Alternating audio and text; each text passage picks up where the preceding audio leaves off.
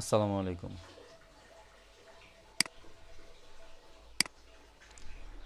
আচ্ছা, আপনাদের যে ই কমার্স সাইটটা করাইছিলাম, ওখানে আজকে আমরা একটা মাল্টি ভেন্ডর সিস্টেম, মানে হচ্ছে গিয়ে আপনার এই মাল্টি ভেন্ডর ই কমার্স বলতে আমরা যেটা বুঝি, ধরেন একটা শপিং মল। কেমন?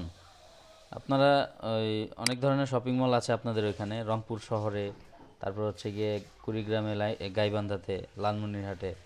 আমাদের ঢাকা শহরেও কিছু শপিং মল আছে, যেমন বসুন্ধরা সিটি, তারপর হচ্ছে গিয়ে আপনার এই যমুনা ফিউচার পার্ক। এসব শপিং মলের ভিতরে অনেক ধরনের দোকান থাকে, হরেক রকমের প্রোডাক্ট ওরা বিক্রি করে।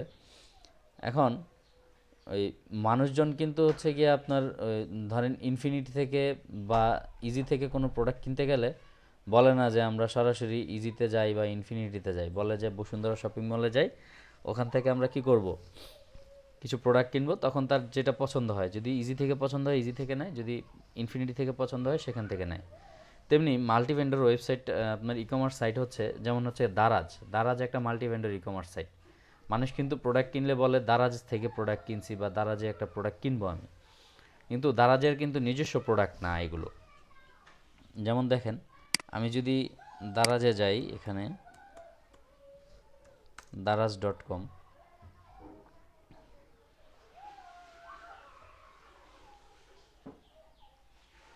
এই যে দেখেন এখানে একটা লেখা আছে, বিক্রি করুন দারাজে, পৌঁছে যান 70 লক্ষ ক্রেতার কাছে।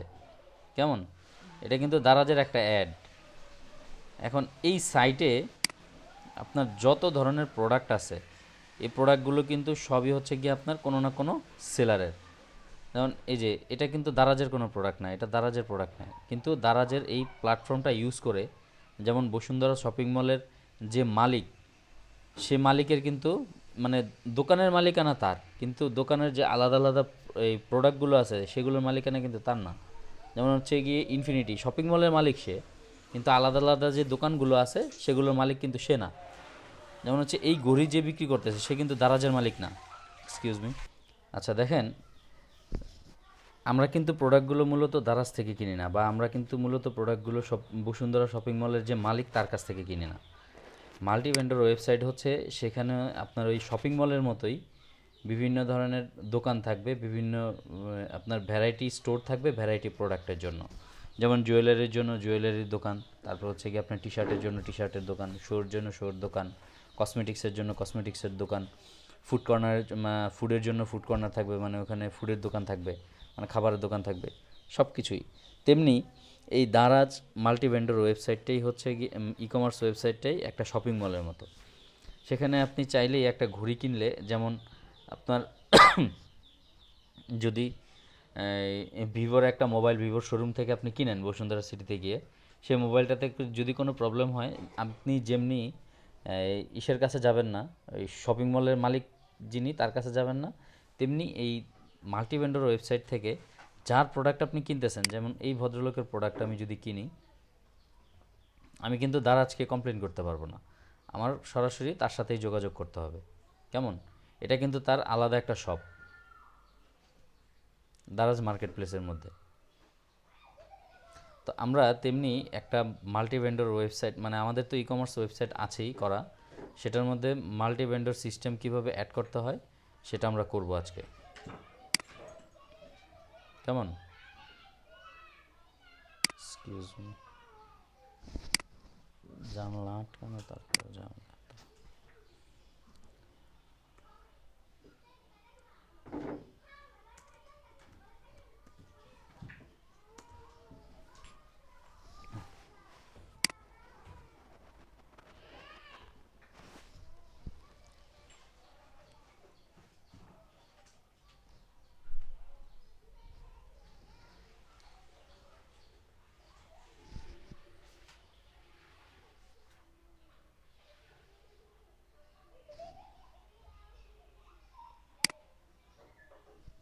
কী ব্যাপার, আমাদের সাইট আছে না নেই? ও, সাইট আছে তো দেখা যায়।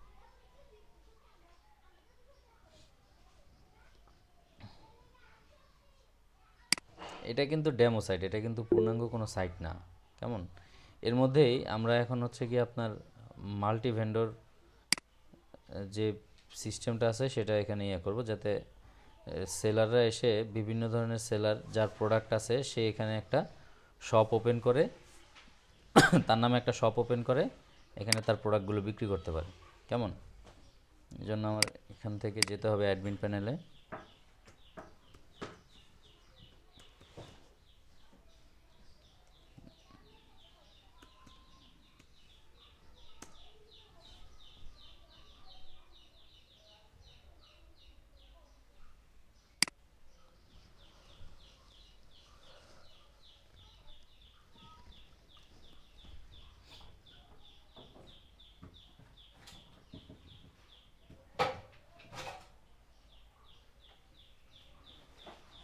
আমাদের এই ড্যাশবোর্ডে এসে ছোট্ট একটা প্লাগইন আছে, অনেক ধরনের প্লাগইনই আছে মাল্টি ভেন্ডরের জন্য।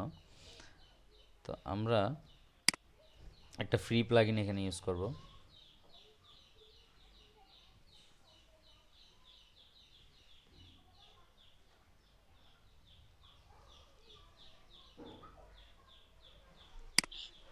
দোকানটা চলে তো ভাই, হ্যাঁ? হ্যাঁ হ্যাঁ, দোকান।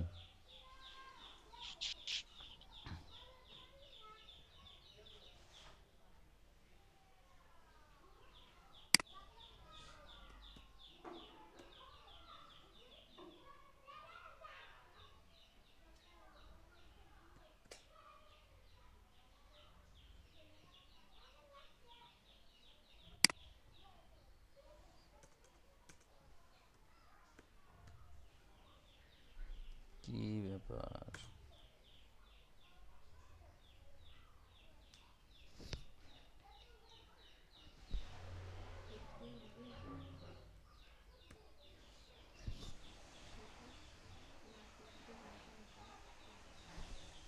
আচ্ছা, এই যে আমাদের এই প্লাগইনটা দোকান, মাল্টি ভেন্ডর মার্কেটপ্লেস সলিউশন।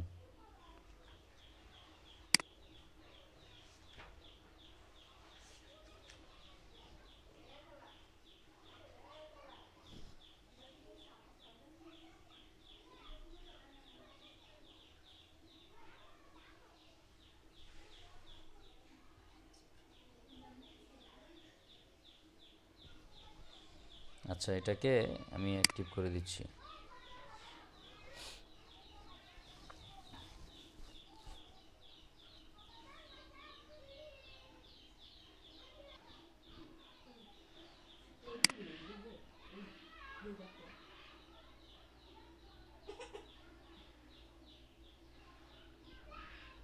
এই যে আমি এখান থেকে এটা ড্যাশবোর্ডে চলে গেলেই আমার সেটিং অপশনটা চলে আসবে।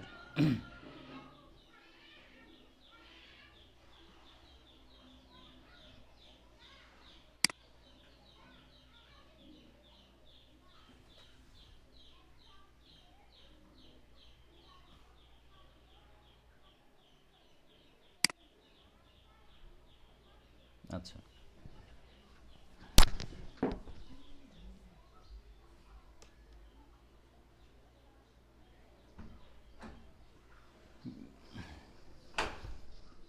এখানে দেখেন অ্যাডমিন এরিয়া অ্যাক্সেস, এখানে ইয়ে আছে disallow vendor and customers from accessing WP admin dashboard area.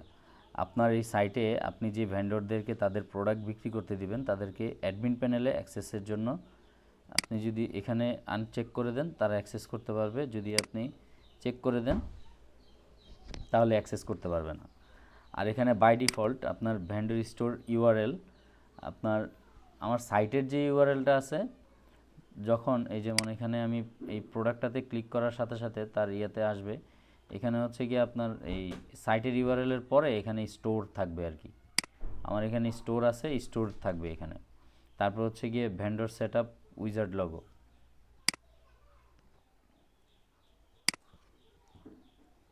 এটা আমি ফাঁকা রাখলাম, এখানে কোনো লোগো টোগো বাই ডিফল্ট লোগো দেওয়ার দরকার নাই। আপনার disable welcome wizard, disable welcome wizard for newly registered vendor, এটা যদি আপনি ডিজেবল করে দেন তাহলে হচ্ছে গিয়ে আপনার ওদের ইয়ে থাকবে না আর কি, ওয়েলকাম উইজার্ড একটা অপশন আসে ওইটা আর আসবে না। স্টোর টার্মস অ্যান্ড কন্ডিশন, এটা আমি দিয়ে দিব। অবশ্যই আপনার একটা স্টোরের টার্মস অ্যান্ড কন্ডিশন থাকতে হয়। কেমন? তারপর হচ্ছে গিয়ে আপনার এটা সেভ চেঞ্জ দিয়ে দিলাম।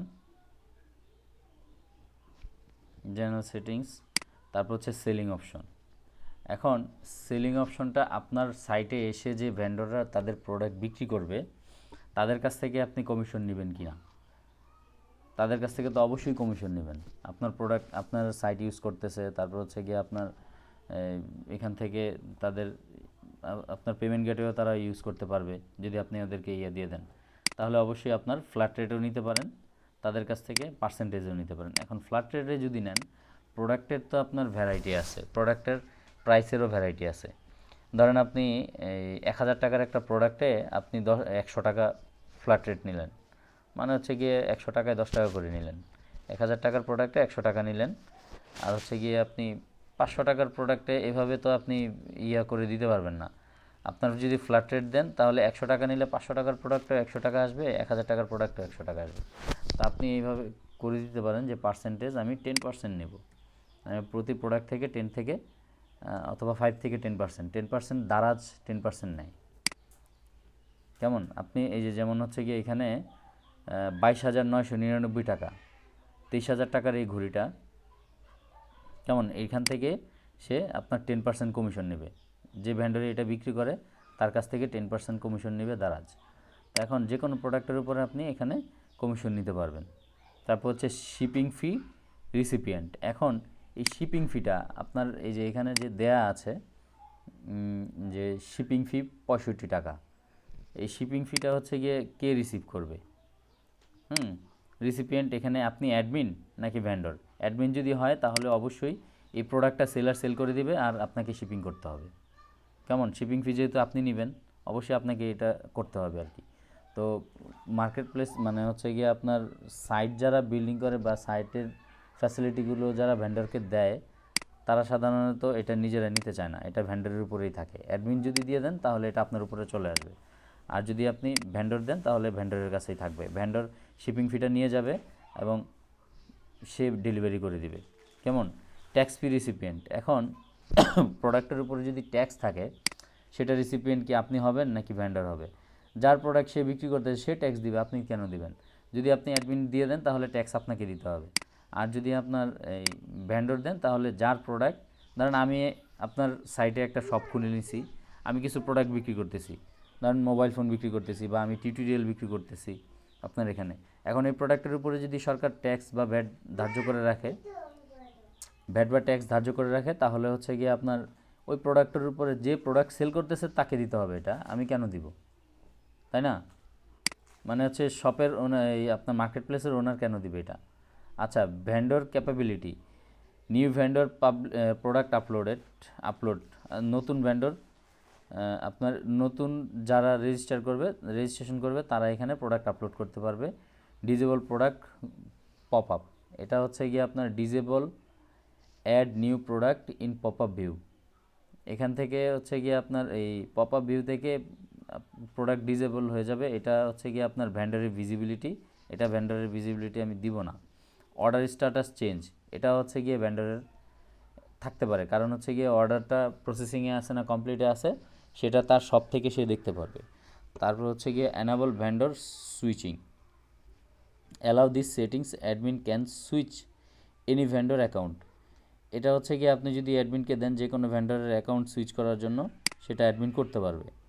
আর যদি না দেন, এটা করা উচিত, এটা আমি টিকমার্ক দিয়ে দিলাম।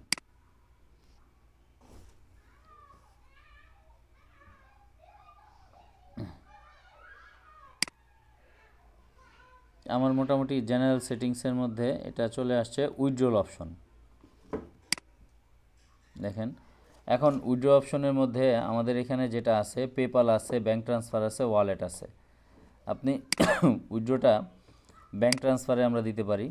তারপর হচ্ছে মিনিমাম উইথড্র লিমিট, ভেন্ডররা তাদের কত টাকা আপনার অ্যাকাউন্টে জমা হলে, মানে তারা তো হচ্ছে গিয়ে প্রোডাক্টটা সেল করবে আপনার মার্কেট প্লেস ব্যবহার করে, তাই না? আপনার যে ই কমার্স সাইটটা আছে সেটা ব্যবহার করে তারা প্রোডাক্টগুলো সেল করবে। এখন টাকাটা তো আপনার এখানে এসে জমা হবে। এখন সে টাকাটা মিনিমাম কত টাকা হইলে সে এখান থেকে উঠাইতে পারবে? আমি দিয়ে দিলাম 5,000 টাকা। মিনিমাম তার 5,000 টাকার সেল হইলে সে এখান থেকে উইথড্র করতে পারবে। কেমন? Exclude COD code payments, if an order is paid with cash on delivery then exclude that payment from vendor balance. এখান থেকে হচ্ছে গিয়ে যদি ক্যাশ অন ডেলিভারি হয়, অনেক সময় হচ্ছে গিয়ে আপনার ভেন্ডর নিজেই হচ্ছে গিয়ে আপনার ওখান থেকে ডেলিভারি দিয়ে যায়। ধরেন আপনার পেমেন্ট গেটওয়ে যেগুলো আছে সেগুলো সে ইউজ করলো না, মানে ভেন্ডরের অ্যাকাউন্টে আপনার এখানে এসে টাকা জমা হলো না, ভেন্ডর সরাসরি আপনার সাইট থেকে বিক্রি হইলো, সে সরাসরি নিজে গিয়ে আপনার এটাকে শিপিং করে আসলো, মানে সে আপনার ডেলিভারি দিয়ে আসলো, টাকাটাও ক্যাশ অন ডেলিভারি হয়েছে। কেমন? সেটা হচ্ছে গিয়ে আপনার এই সেল হয়ে গেলেই কিন্তু আপনার অ্যাকাউন্টে তার ইয়েতে জমা হয়ে যাবে, তার শপের এগেনস্টে টাকা জমা হয়ে যাবে। এখন সেটাকে অবশ্যই আপনার এক্সক্লুড করে দিতে হবে যে সে নিজে ডেলিভারি দিছে, সেটা টাকা যদি জমা হয় তাহলে তো আপনার লস হয়ে গেল। সেটার টাকা জমা হলে আপনি কীভাবে দিবেন তাকে টাকা? এজন্য অবশ্যই এটা কী করতে হবে, এক্সক্লুড কোড পেমেন্টস। হ্যাঁ, যেখানে হচ্ছে গিয়ে ক্যাশ অন ডেলিভারি, যেটা কোড মানে হচ্ছে ক্যাশ অন ডেলিভারির যে পেমেন্ট, সেটা এক্সক্লুড হয়ে যাবে।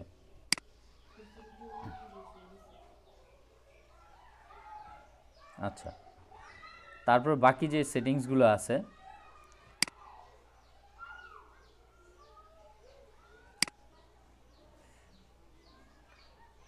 ড্যাশবোর্ডটা হচ্ছে গিয়ে আপনি তাকে কোন ধরনের ড্যাশবোর্ড দিবেন সেটা, এগুলো আমি আসতেছি একটু পরে।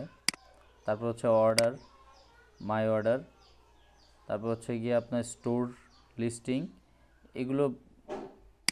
আচ্ছা, terms and condition page, terms and condition page আমাদের এখানে নাই। তারপর হচ্ছে গিয়ে ড্যাশবোর্ড, এটার জন্য আমাদের করতে হবে, কিছু কাজ করতে হবে। তারপরে অ্যাপিয়ারেন্স, আপনার প্রাইভেসি পলিসি। অ্যাপিয়ারেন্সে দেখেন show map on store page. এখন এক্সকিউজ মি, ভ্যান্ডরের যে স্টোর আছে সেই স্টোরের একটা ম্যাপ আপনি যদি চান গুগল ম্যাপের মাধ্যমে এখানে আপনি অ্যাড করাই দিতে পারেন, চাইলে এখানে অ্যাড করাই দিবেন। তারপর হচ্ছে গুগল ম্যাপ এপিআই কি, তার ভ্যান্ডরের যে ম্যাপ থাকবে সেই ম্যাপের এপিআই কি আপনি এখানে অ্যাড করে দিলে তার এটা এখানে দেখাবে আর কি, ম্যাপের মধ্যে তার স্টোরটা দেখাবে, তার স্টোরের অ্যাড্রেস বা অন্যান্য যে বিষয়গুলো আছে এগুলো সব শো করবে। তারপর হচ্ছে এখানে দেখেন স্টোর ওপেনিং ক্লোজিং টাইম উইজেট, এটা হচ্ছে গিয়ে আপনি অ্যানাবল করে দিলে সে হচ্ছে গিয়ে আপনার স্টোরের তার যে আপনার বেচা কেনার সময়টা সে নিজে সেট আপ করে দিতে পারবে। Enable store sidebar from theme, স্টোরের সাইডবারটা এই যে থিমের থেকে সাইডবার থিমটা যদি আপনি অন করে দেন সে এখান থেকে করতে পারবে। তারপরে হাইড ভেন্ডর ইনফো, ভেন্ডরদের ইনফরমেশন আপনি হাইড করে দিতে পারবেন চাইলে, ইমেল অ্যাড্রেস, তারপর হচ্ছে স্টোর অ্যাড্রেস। আর যদি চান যে না আমি হাইড করে দিব না, তাহলে সব কিছুই দেখা যাবে। কেমন? অথবা এক কাজ করতে পারেন, আপনার যেহেতু মার্কেট প্লেসের মাধ্যমে এটা হয়, ভেন্ডরদের আপনার ইমেল অ্যাড্রেস আর হচ্ছে গিয়ে আপনার ফোন নাম্বার এটা হাইড করে দেন, স্টোর থাক। আর তার ওখানে তো সে আপনার ডেলিভারি হইলে বা অর্ডার যদি প্লেস হয় তখন কিন্তু আপনার ভেন্ডর নিজেই ওইটাকে প্রসেসিং করতে পারবে। সো ভেন্ডরের এগুলো আপনার কাস্টমারকে দেখানোর দরকার নাই। এটা আমি সেভ চেঞ্জ দিয়ে দিলাম।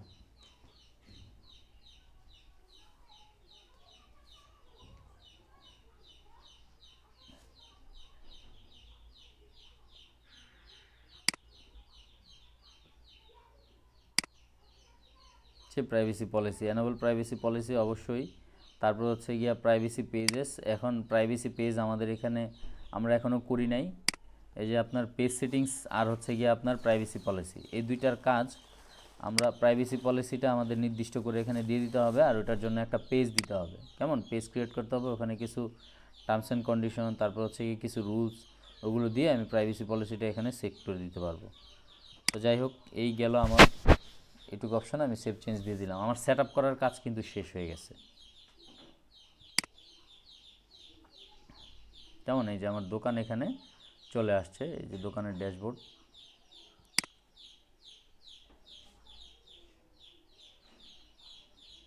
এ হচ্ছে আমার সাইটের অ্যাডমিন প্যানেল।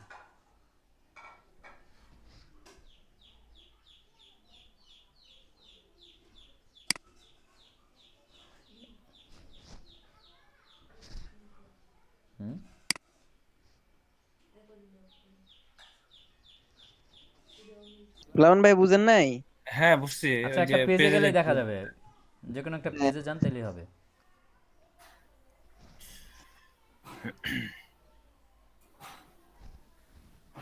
এটা কি তা পোস্টে ঢুকছি ধর। Yes.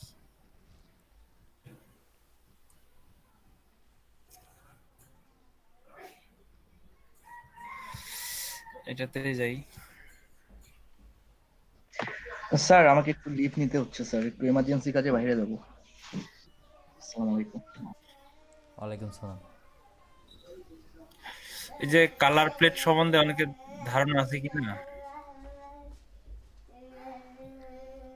কালার প্লেট সম্বন্ধে ধারণা আছে মেহেদী ভাই? এখানে আপনার হ্যাঁ এই যে এলিমেন্টারের যে এই কন্টেন্টগুলো আছে, এলিমেন্টস যেগুলো আছে এখানে, এগুলো সবই আনলক করা পাবেন আপনি। কিন্তু যে কোনো একটা সেকশন অ্যাড করতে যান নিচে, সিম্পল একটা আচ্ছা সেকশন অ্যাড একবারে করেন নিচে ব্ল্যাঙ্কে, নিচে আমি দেখাচ্ছি। হ্যাঁ, এই পাশেরটা না, এটা না, ব্ল্যাঙ্ক সেকশন না, এটা কাটেন। হ্যাঁ, একটা সেকশন নেন নি। এখান থেকে কাটেন এটা, এই যে আপনি এখান থেকে, হ্যাঁ, টেমপ্লেট ওই থেকে। যে ওই যে এই টেমপ্লেট থেকে দেখবেন যে প্রো অপশন যেগুলো আছে, এই ক্র্যাক ভার্সনে এটা কাজ করবে না। মাই টেমপ্লেটসে যান অথবা পেজে হ্যাঁ যান। pro option টা, এটা মানে হচ্ছে যে কিনে নিতে হবে এগুলা, হ্যাঁ ঠিক আছে? যেমন এটা কাজ করতে পারে, যেমন রাইট। এটা হ্যাঁ, এগুলো কাজ এইটা করবে, এগুলো কাজ করবে। হ্যাঁ, কিন্তু এই প্রো গুলো কাজ করবে না। এটা করার জন্য হচ্ছে আমাকে ওই অ্যাকাউন্ট থাকতে হবে, হুম, এবং যেটা অ্যাকাউন্টের মাধ্যমে আমি কিনছি এই সে প্রোটা। অ্যাকাউন্টে অ্যাক্টিভ থাকলে আপনি এখান থেকে এগুলো ইউজ করতে পারবেন, আমি এখন সেটার আমার কথাই এখানে বলছি। একটা অ্যাক্টিভ কোড আছে, মানে অ্যাক্টিভের জন্য কোড আছে, সেটা তো আরেকজনের অ্যাকাউন্টে, আমার অ্যাকাউন্ট তো আলাদা। হ্যাঁ, এই সেটাই। জন্য কাজ করে না আগে। এই জন্য এটা কাজ করে না। তবে আমি যে এই যে কাস্টম ভাবে টেমপ্লেট বানাই নিছি, যেমন হেডারটা বানাই নিছি, প্রথম আলো নামে হেডার বানাই নিছি। হুম, ওই হেডারটা ওই এখানে ইনপুট করে নিছি আর কি, আমার সাইডে আর কি। ব্ল্যাঙ্ক টেমপ্লেট গুলো বানানো যায় আর কি। হুম, হুম, হুম। এখানে আসলাম, একটা সেকশন নিলাম, এটা ডিজাইন করার পরে এটা টেমপ্লেট আকারে সেভ করব আর কি। এটা তো করে দেয়। হ্যাঁ, এটা এই তো আছে, আমি ওটার কথাই বলছিলাম আর আমি কি। একটা সেভ করে রাখছি, বিভিন্ন জিনিস এইভাবে সেভ করে রাখা যায় আর কি। হুম তাছাড়া অনেক কিছু মানে